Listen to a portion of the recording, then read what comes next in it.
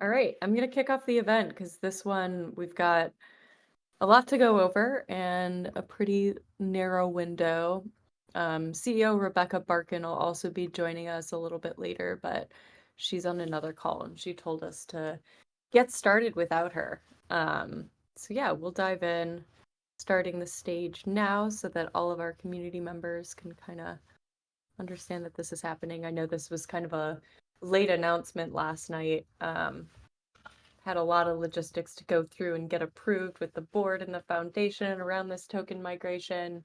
But we definitely wanted to make sure that we had a chance to, get up in front of the community, talk about things, answer any questions that y'all might have, because as I'm sure you guys can tell from the announcement, the migration is starting very quickly after this AMA. So yeah, let's kick off. So hello, everyone, and welcome to the latest LAMINA1 AMA, where we come on to provide live updates about, our latest releases, features, initiatives, partnerships launching on the platform. So, yeah, in case you missed it, yesterday the LAMINA1 core team put out a big announcement, and I'm going to link it in the chat now in case folks haven't had a chance to take a look at it. But it's regarding a migration event for our RL1 and LL1 tokens.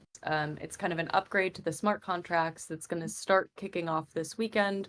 And we definitely wanted to hop on today, as I said before, to kind of talk things through with the community, answer any questions you may have following the update, and just make sure that you all know what's going down, how to migrate your tokens. It should be really easy from a user facing perspective, but always try to give folks a peek into the back end behind the systems that we're kind of launching and why we make certain decisions. So today I am joined here, as you can see on the stage, from a squad of our devs. It's me, our CTO Will Carter, and we've also got one of our engineers, Bernie, on stage here to kind of talk about the changeover, what this means for platform rewards, governance, voting.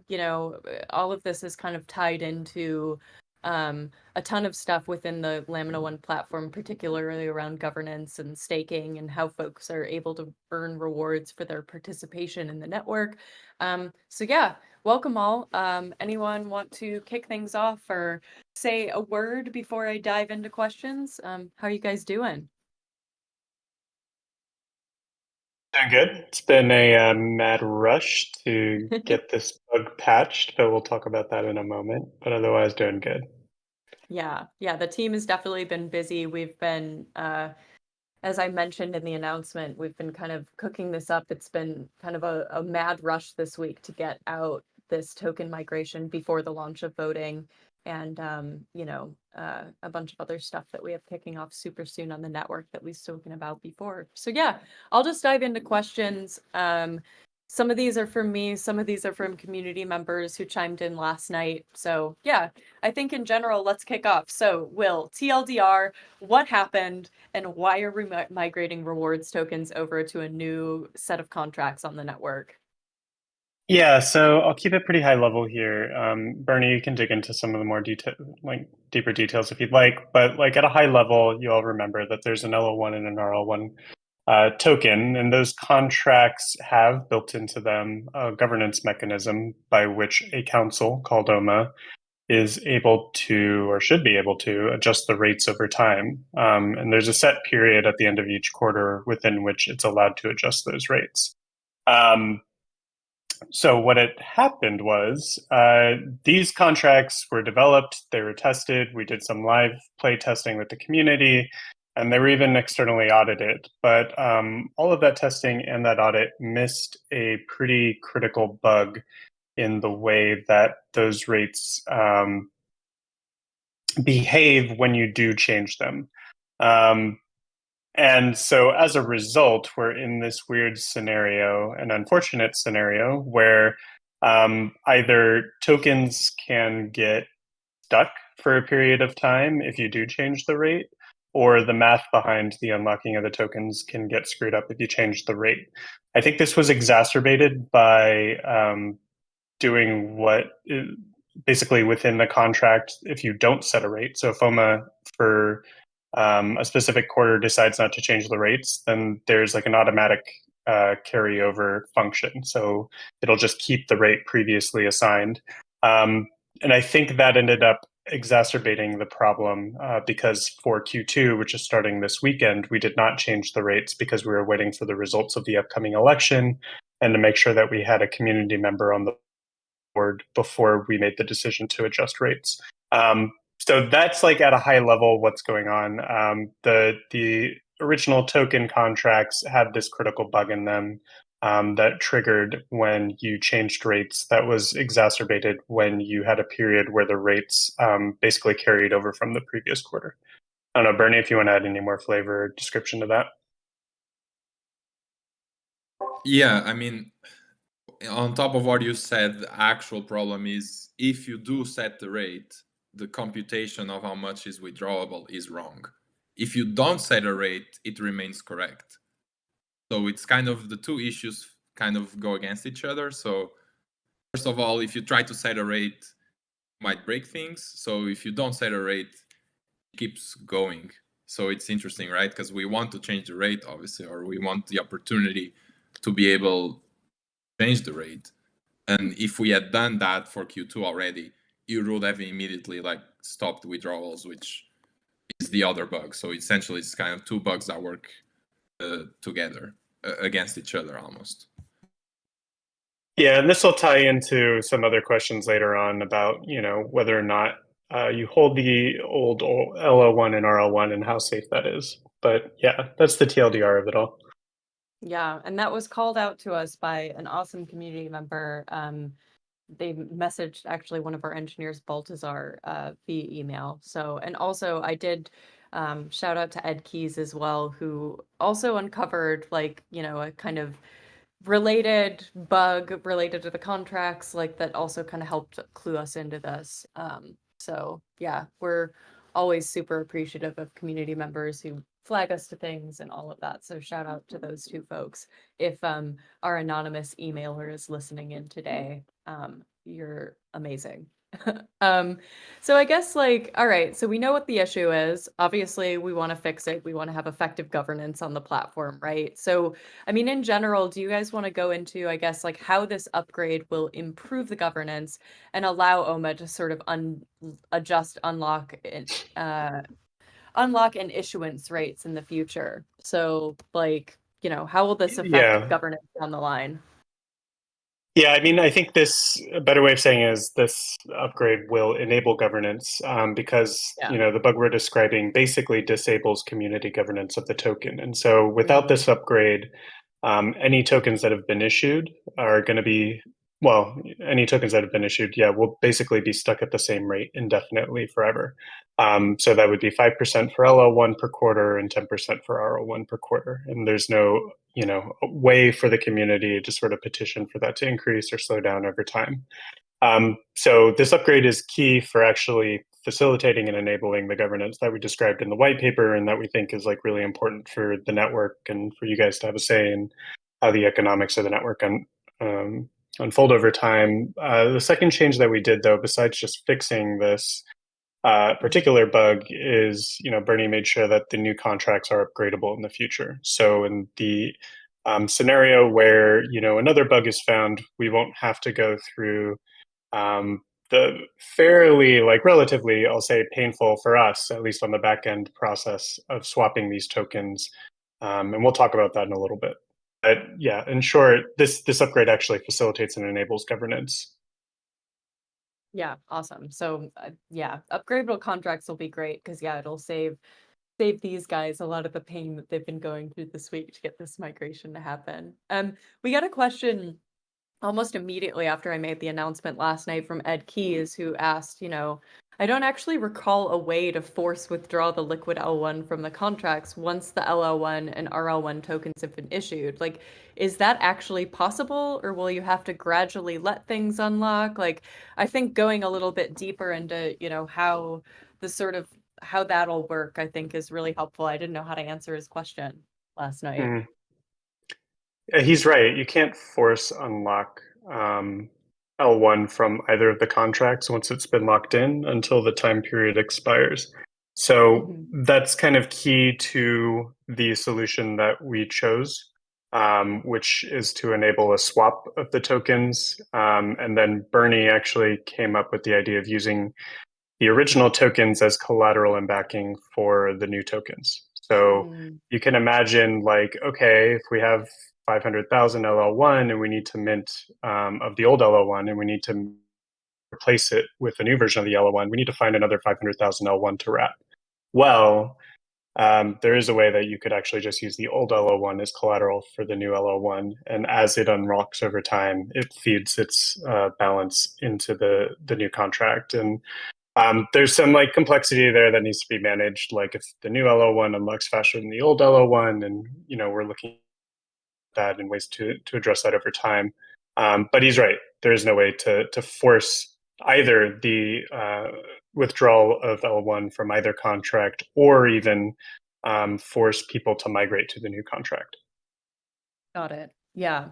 And I know, so in the announcement, we kind of announced like this is going to happen with RL1 first and then LL1 later in Q2, right? So, like, what is the reasoning behind that staging? And I just want to make sure that that's clear to community that, like, you'll get a CTA to upgrade RL1 and then LL1, but would love to go into the reasoning behind that.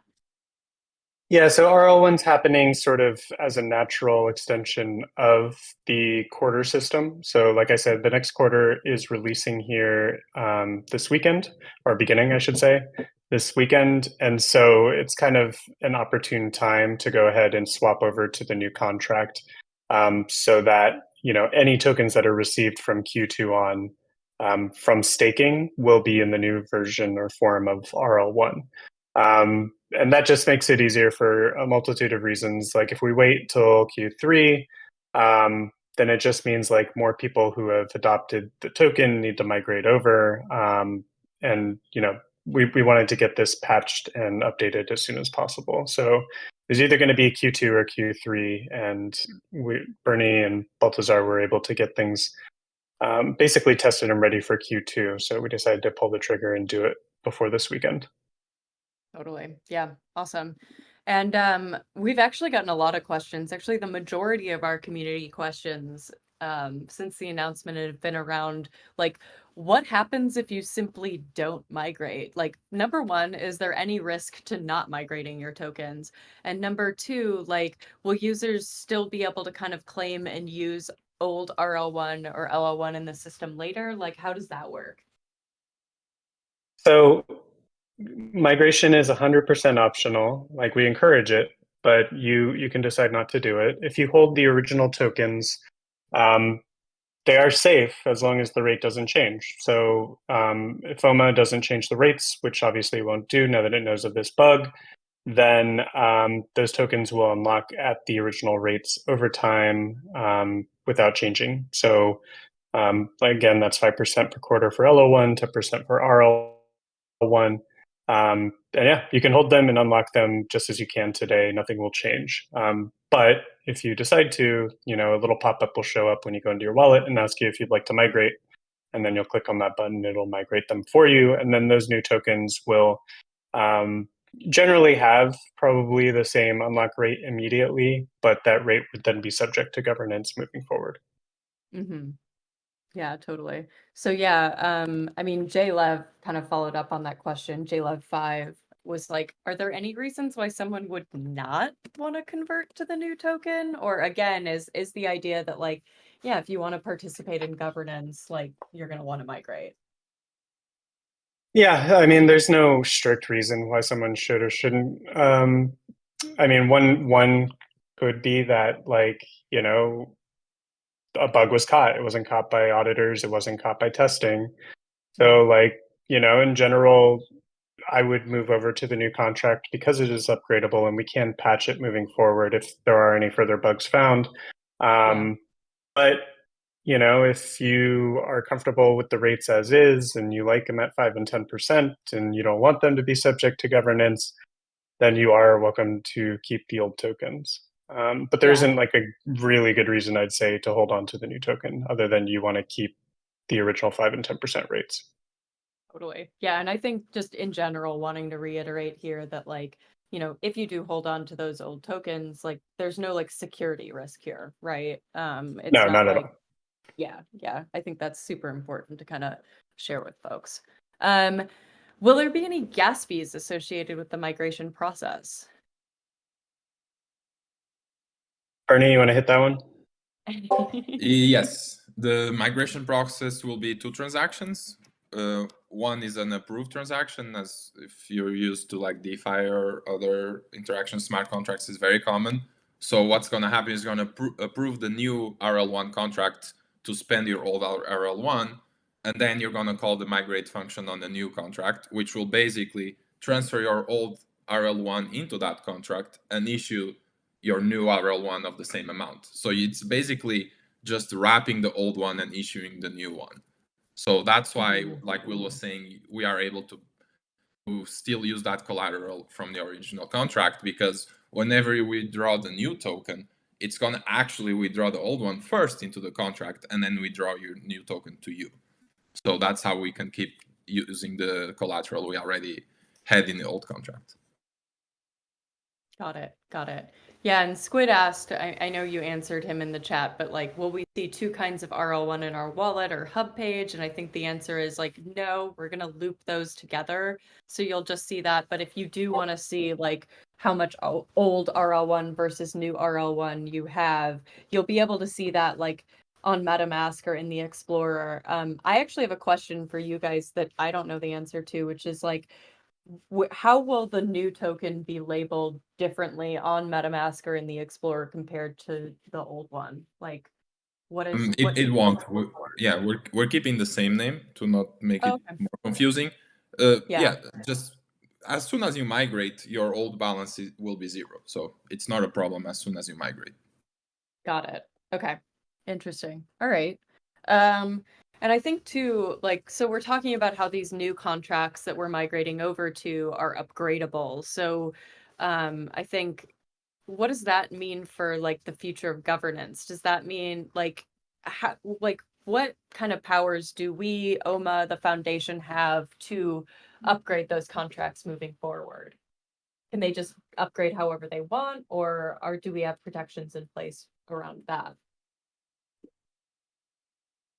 Well, when you upgrade a contract, so we're using the standard Open Zeppelin transparent proxy.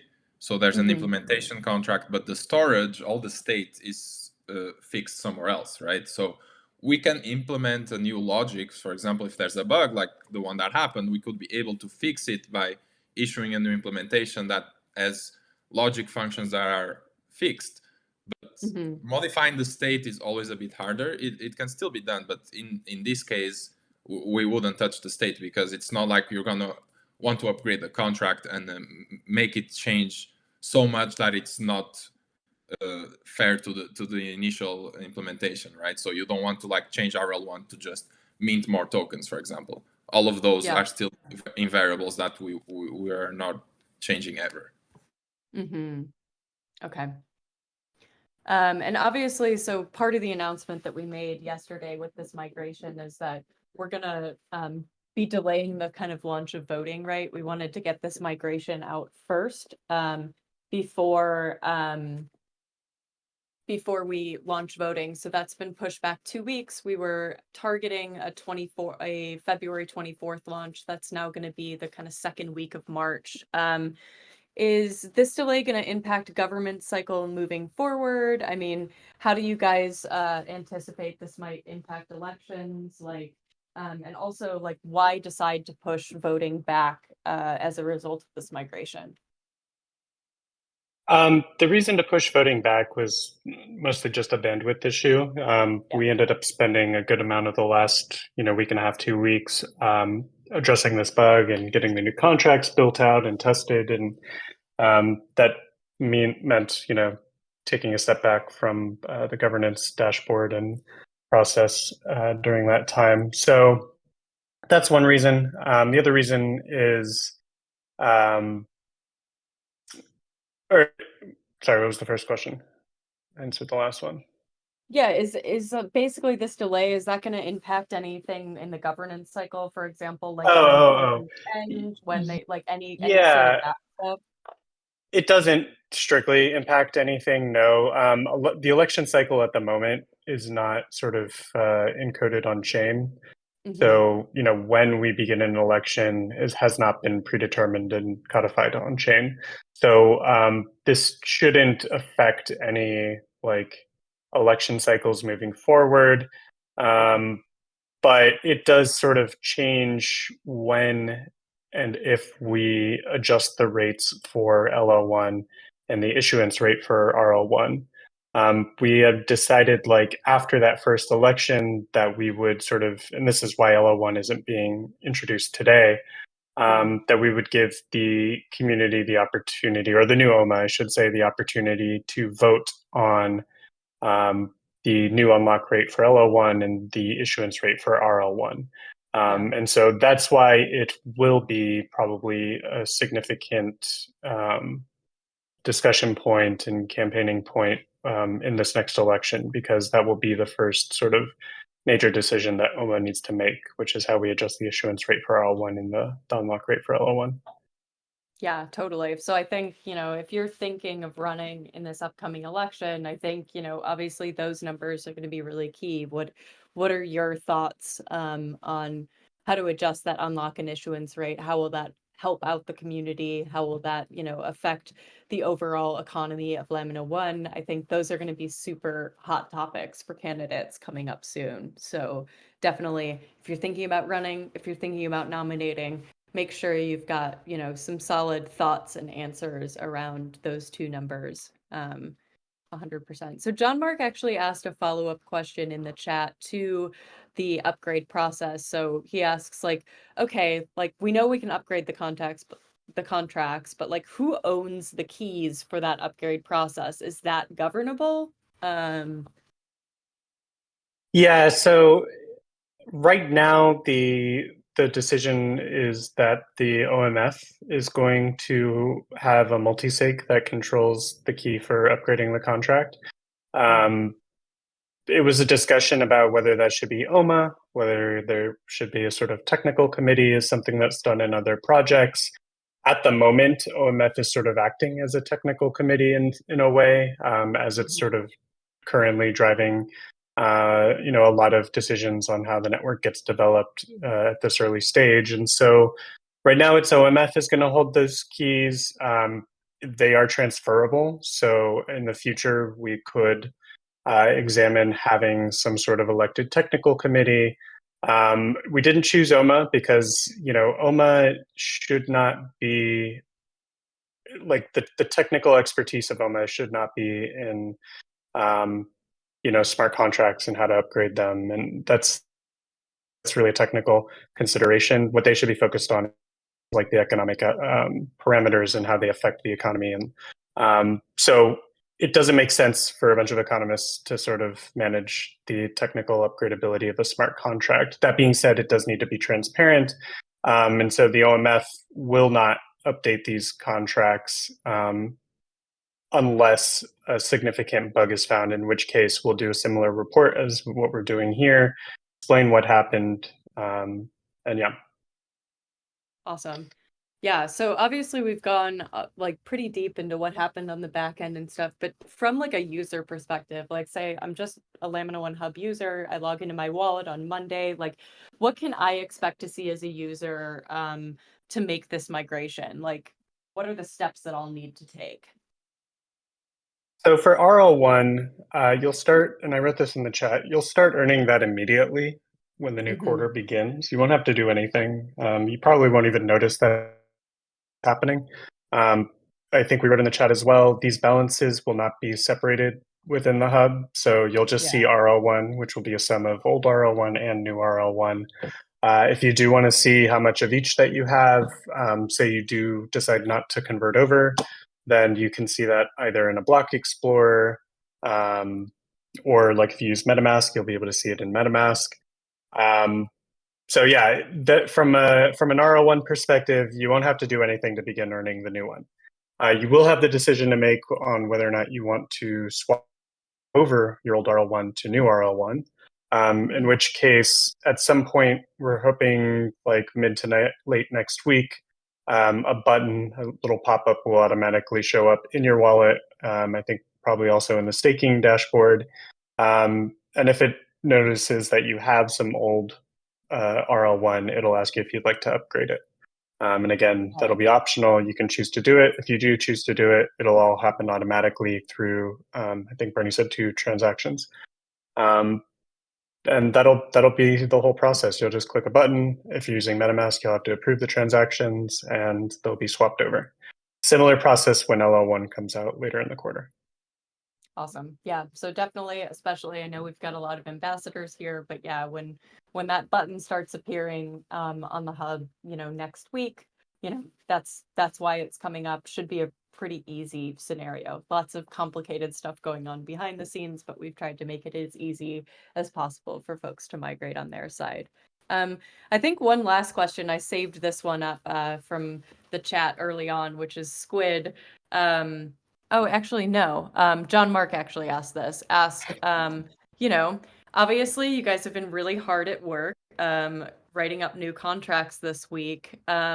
He asked, do you want any team members to do their best to take a look or, try to check out the new contracts as like a little community audit?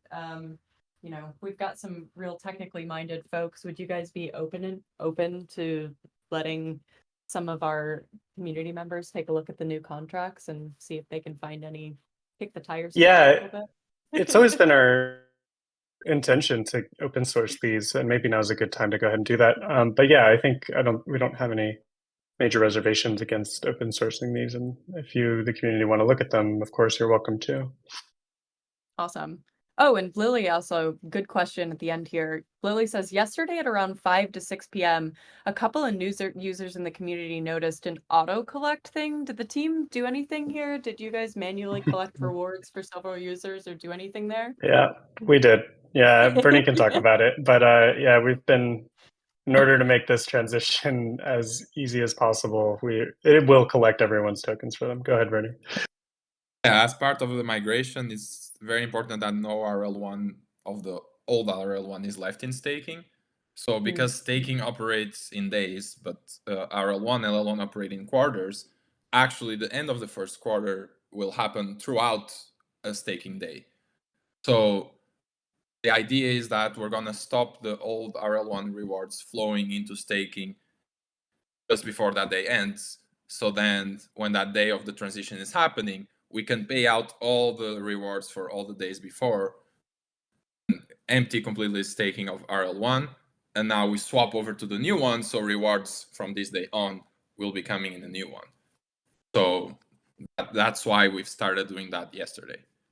And it wasn't manual. It's just the staking bot. The same way when you click collect on the hub and you send a request to the staking bot and it will collect the rewards for you.